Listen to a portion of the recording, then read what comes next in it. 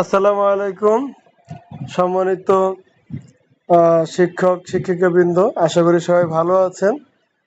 যারা এনটিআরসি এর ষষ্ঠ নিয়োগ বিজ্ঞপ্তি থেকে যারা জয়েন করেছেন, তাদের যোগদান সম্পর্কে একটি নতুন নির্দেশনা রয়েছে এনটিআরসি থেকে।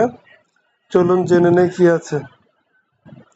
বেসরকারি শিক্ষক নিবন্ধন ও প্রত্যয়ন কর্তৃপক্ষের ষষ্ঠ নিয়োগের সুপারিশপ্রাপ্তদের 18 সেপ্টেম্বরের মধ্যে নিয়োগপত্র দেওয়ার নির্দেশ দেওয়া হয়েছে।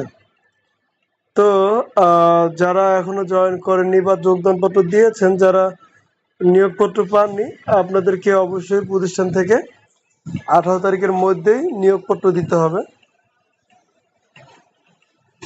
আর আপনারা যারা নিয়োগপত্র পাবেন, তাদেরকে অবশ্যই 18 সেপ্টেম্বরের মধ্যে যোগদান করতে হবে।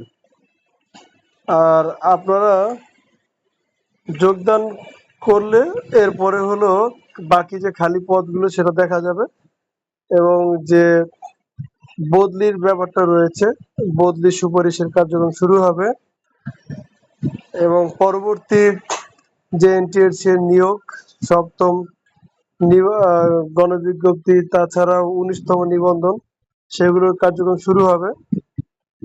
তো এই জন্য আপনাদের যোগদান সংক্রান্ত কাজকর্ম শেষ করতে হবে। আর যারা এমপিও আবেদন করতে পারেননি যোগদানের প্রথম মাসে, তাদের জন্য শুভ কামনা রইল। আপনারা যেন শীঘ্রই আপনাদের অল্প সময়ের মধ্যে এমপিভুক্তি হয়ে যায়।